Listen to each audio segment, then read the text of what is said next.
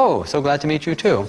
Or their tummy or breast or these areas. In fact, what's fascinating to me is that when you're very frightened, what do you cover up? You cover up the lymphatics, all the places you feel very vulnerable. How interesting that where we feel most defensive is where our body has its defenses. The body's defensive system is where we feel most defensive.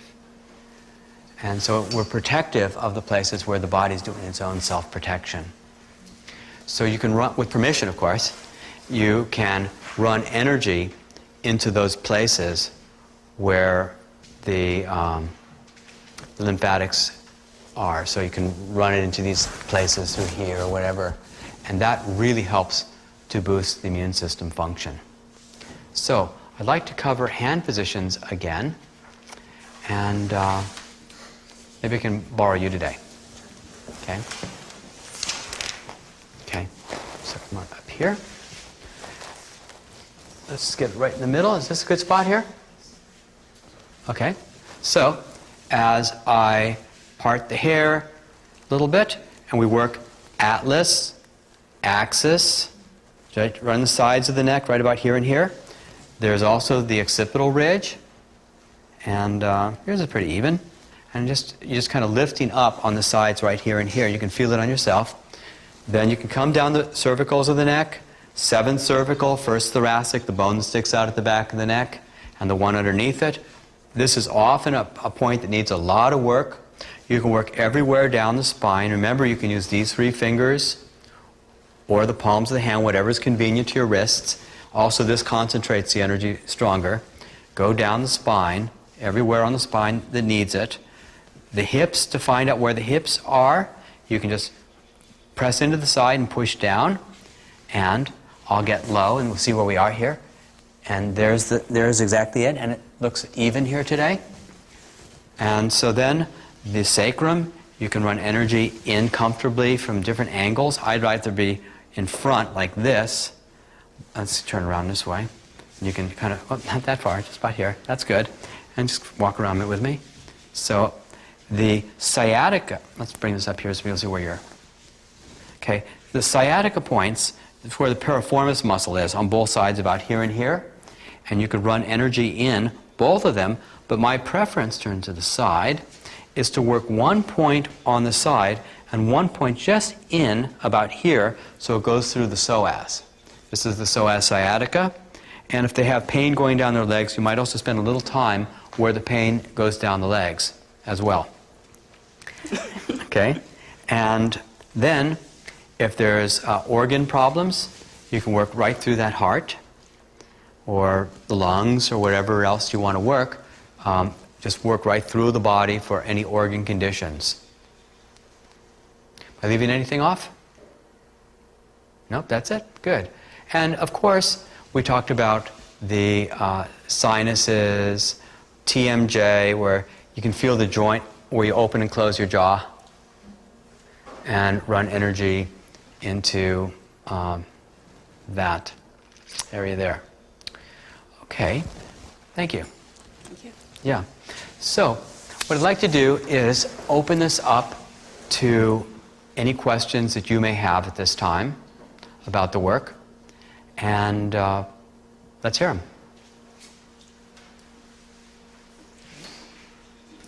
Do you need to be especially intuitive to do this work? Really not. In fact, if you just keep using the where does it hurt technique,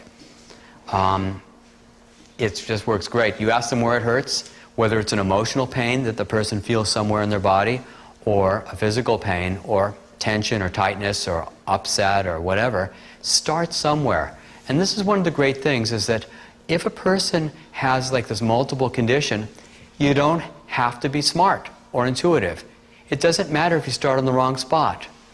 You just start wherever you want. Any place that seems to make some sense, and then the where does it, the following the pain and sensation will move from place to place to place, and you just keep chasing it, and their body will tell you everything you need to know. There are a lot of people who tell me that running energy, especially the supercharging class, is opening them up to their intuitive knowing. And they'll immediately be putting their hands at the right spot. But no, you can be as dense as I am and still be able to do wonderful work with this technique. Yes? Okay. How long can I expect a healing to last after the session? Well, it all depends. We don't ever know. Generally speaking, sessions are accelerating the body's healing process for about 2 to 3 days after the session is over. It really speeds up the process.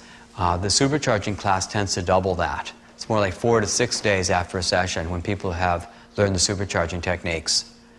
But there have been many cases where once the body is in a different resonance, that's all it needed, was just to shift that vibration, and then the body's own healing takes over and it never goes back to where it was before, where the healing is just continuous at that point. What else? Well, I have 2 questions. One is, how long is an average session? As an average, I know it can be different, but let's say the average.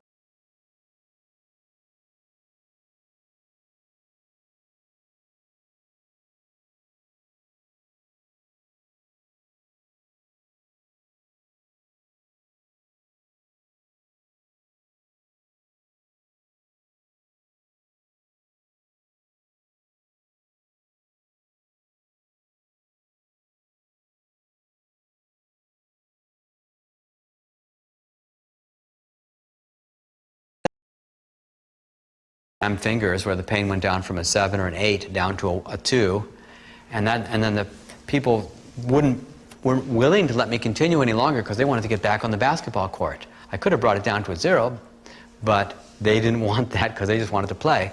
The longest sessions were the sprained ankles, where it was massive inflammation, and I'd work on one spot for 6 or 7 minutes, and I'd say, "How is it now?" And the guy would say, "Well, it doesn't hurt there now, but it's hurting over here." And I'd work on the second pain, then the third pain, and then the fourth pain, because as you remove the big one, then the next one hurts, and the next one hurts, the next one hurts. So there is no answer to that question. It's really what the person needs based on the situation. And my other question is, what can a person do after a session just to continue the healing, or to what's the best thing to do at home? Or Well, the best thing is, after a session, to drink water, help cleanse your body, and to relax and have a good time. There's really not much you have to do. If you know how to run energy into yourself, it's a great thing to do, which reminds me of something I wanted to tell you about. I'm so glad I remembered while I'm still making this videotape, which is a way that all of you can increase the power of your ability to run energy. What you can do is run energy into yourself. And it's not just self-healing, which it is too, but it also makes you a stronger practitioner. So if you're laying on the couch, just relaxing or watching the tube or whatever, you can hold your hands behind your head and run energy into your head. You can run it through your eyes, through your jaw, through your neck, and then inch by inch down your body. In fact, let's do that now. Everybody watching the video and everybody here, put your hands on your liver spleen area. Now, how you find that is, here's the base of the rib cage here, and put your baby finger so it's on the bottom rib, and your other finger's above it, so you can feel where the bottom rib is, and then run energy into your liver and spleen. The liver's on the right, spleen is on the left, and feel what that feels like to run energy into yourself.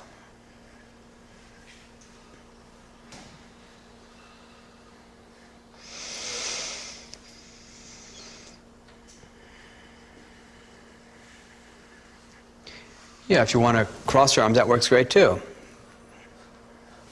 You may be a little high there. Feel the bottom rib. The baby finger's on the bottom rib. There you go. That's good.